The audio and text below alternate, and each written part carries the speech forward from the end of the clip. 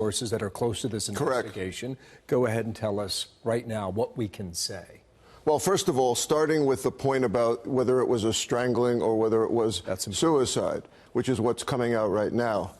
The hyoid bone in the neck being fractured and other fractures in the neck make it more likely, and again, this is a percentage call, more likely that it was a homicide than a suicide, but it can be both. It can be either, rather. It can either be a suicide or a homicide still. That hasn't been confirmed. I am now more suspicious than ever that this could be a homicide, number one, because of the bones. That answer is going to come to us, Bill, because if someone is attacked, you see signs of the attack on the body. That hasn't been discussed yet. It hasn't been released yet. I'm waiting to see that.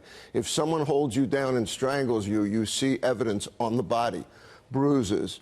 Now, my source, undisclosed source, is not going to go into that right now. That question will be answered.